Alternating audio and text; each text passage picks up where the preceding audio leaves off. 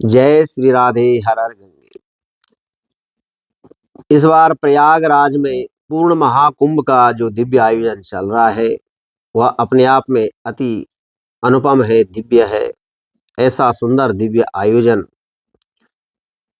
हमारे उत्तर प्रदेश के यशस्वी मुख्यमंत्री आदरणीय श्री आदित्यनाथ योगी जी ने जो संपूर्ण सुंदर व्यवस्थाएं की है, ऐसा आयोजन, ऐसी सुंदर व्यवस्था पूर्व में कभी देखी नहीं गई।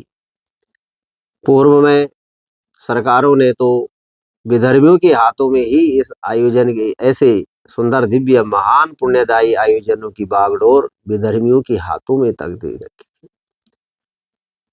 लेकिन आज फिर भी विधर्मी और राक्षसी तत्व ऐसे सुंदर आयोजन पर कुछ न कुछ विघ्न करने की फिराक में रहते हैं और रह रहे हैं। इसलिए समस्त सनातनी श्रद्धालुओं को पूर्ण संयम और नियम के साथ में त्रिवेणी में स्नान करने का पुण्य लाभ लेना चाहिए।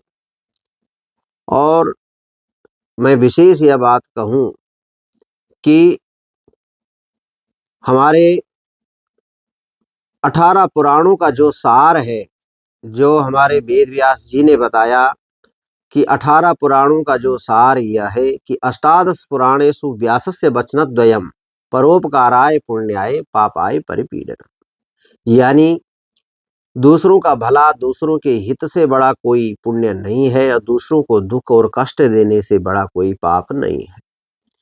इसलिए जो लोग इतने सुंदर दिव्य आयोजन, सुंदर दिव्य व्यवस्थाओं के बावजूद भी पुण्य क्षेत्र त्रिवेणी के तट पर जाकर के भगदड़ और ऐसे कृत्य कर रहे हैं जिससे दूसरों को कष्ट हो, इतनी भगदड़ मच गई, कितने लोग वहां काल कवलित हो गए। सुनकर के बड़ा दुख हुआ कि इतनी सुंदर व्यवस्थाओं के बाद भी इतनी होड़ और इतना उतावलापन क्यों है? क्यों धैर्य नहीं है या धैर्य की कमी है? और मैं पहले स्नान करूं, मैं अधिक से अधिक पुण्य प्राप्त करूं, इस होड़ में जो हम दौड़ पड़ते हैं तो उसी से सारी व्यवस्थाएं कुंठित हो जाती है। इसलिए सोशल मीडिया में देखने को मिल रहा है कि लोग ट्रेनों में कितने उतावले हो रहे हैं, कितनी मनी जैसे हर जगह जबरदस्ती लोग महीनों पहले जिन्होंने रिजर्वेशन किए हैं, लोग अपने कोई किसी नौकरी के लिए, ड्यूटी के लिए जा रहे हैं, कोई कहीं विदेशों को जा रहे हैं, उनको भी वहां बैठने नहीं दे रहे। कई जगह डिब्बे अंदर से बंद करके यात्री बैठ गए और खोल नहीं रहे। कितनी दुखद बात है, कितनी कष्टकारक है। ऐसे दूसरों को दुखी करके, परेशान करके आप अगर संगम पर पहुंच करके स्नान कर लेंगे तो उस स्नान का कोई पुण्य लाभ नहीं होगा।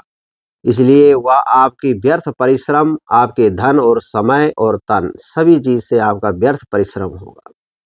दूसरों को जितना आप दुख दे करके संगम तट पे स्नान कराएंगे, उस स्नान से आपको पाप ही मिलेगा। जी हाँ, यह आपको कड़वा लगेगा लेकिन यह कटु सत्य है। क्योंकि हमारे धर्म शास्त्रों में कहा गया है कि अन्य क्षेत्रे कृतम पापम पुण्य तीर्थ क्षेत्रे विनश्यति और तीर्थ क्षेत्रे कृतम पापम वज्रलेपो भविष्यति। यानी जो अन्य क्षेत्रों में जो पाप होते हैं, पाप किए गए हों, अनजाने में जो पाप अन्य क्षेत्रों में हुए हों, वह पाप तो तीर्थों में स्नान दान आदि से मिट सकते हैं। लेकिन तीर्थों में जाकर के जो आप ऐसे उतावला और स्वार्थपना दिखा के और जबरदस्ती आगे घुस घुस करके, नियमों को तोड़ करके, घाटों पर गंदगी मचा करके जो आप स्नान कराएंगे, वह आपको अनंत अनंत गुणा पापों का भार आपको प्राप्त हो जाएगा। इसलिए इस चीज से बचे।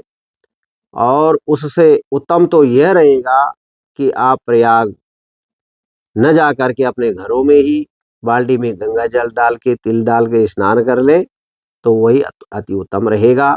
अथवा आपके आसपास जहाँ भी कोई नदी हो उसमें स्नान कर लें इतने समय, तो वही आपका अति उत्तम रहेगा।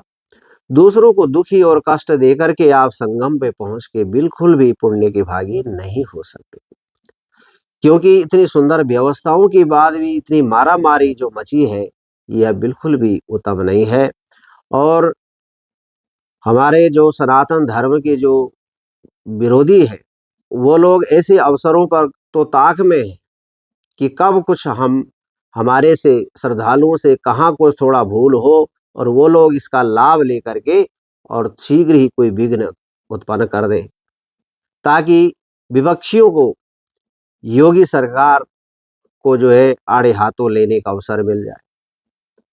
अब तो हमारे कई धर्माचार्य भी विपक्षियों के इशारों पे बोल रहे हैं, तो कितनी दुखद बात है। इसलिए हमारे सनातनी हिंदुओं चारों ओर से अपने जयचंदों से ही ज्यादा दुखी है। इसलिए बहुत सावधानी पूर्वक स्नान करें, तीर्थ में जाएं। और अगर आप किसी प्रकार से असमर्थ हैं और ऐसी भगदड़ मचा के ऐसी उतावलापन दिखा के तो बिल्कुल भी न जाए, क्योंकि प्रति 12 वर्ष में 6 वर्ष में आपको चारों स्थानों में हरिद्वार, उज्जैन, नासिक, प्रयाग में पुनः कुंभ, अर्धकुंभ, महाकुंभ के अवसर मिलेंगे, तो उन पे पुण्य अवसर स्नान करें। और जितनी शांति से और जितने नियम से करेंगे उतना आपको लाभ मिलेगा। तो इसलिए ऐसे त्रिवेणी पे आप स्नान करें और आपको इसका पुण्य लाभ हो। नियम से लाभ करें, नियम से स्नान करें। और स्नान के साथ दान का भी विशेष महत्व है। जो आपके गुरुजन, साधु संत, अखाड़े, इतने शिविर वहां पे लगे हैं, तो जो वहां सत्संग हो रहा है, क्योंकि गंगा यमुना तो आपको प्रत्यक्ष दिखाई दे रहे हैं, लेकिन जो सरस्वती है वह इन सत्संगों में है। जब आप सत्संग श्रवण करेंगे तो सरस्वती का भी स्नान होगा। और वहां दान करेंगे, क्योंकि वहां देखो इतने भंडारे चल रहे हैं, इतने कंबल, रजाई, बिस्तर, ठहरने खाने की इतनी सुंदर व्यवस्था, शौचालय की व्यवस्था, इतना सारा जो दिव्य आयोजन है, ये व्यवस्थाएं जो आपके साधु संत आश्रमों मठों द्वारा की गई है, यह सब दान के द्वारा ही हो सकती है। इसलिए ऐसी जगहों पे दान भी करना परम कर्तव्य है, तभी वह स्नान आपको पुण्यदायी रहेगा। इसलिए समुद्र मंथन में अमृत निकला तो उससे पहले विष भी निकला। तो इसलिए ऐसे अमृत स्नान के लिए आप जाएंगे तो वहां विष भी मिल सकता है। और विष किसको मिलेगा? विष यानी वह पाप, वो किसको मिलेंगे? जो नियमों को तोड़ेगा, जो घाटों पे गंदगी मचाएंगे, नियमों को तोड़ेंगे, उतावलापना दिखाएंगे, एक दूसरे के ऊपर चढ़ फांद करके आगे स्नान करने के लिए भगेंगे, तो उनको वह विष प्राप्त होगा, यानी वो पाप प्राप्त होंगे। इसलिए तीर्थों में किए गए पाप अनंत गुणा आपको मिल सकते हैं, इसलिए सावधान रहें। इससे अन्यथा ऐसी जगह न जाएं, और जाएं तो नियम से जाएं। हार्दिक शुभकामनाएं। जय श्री राम।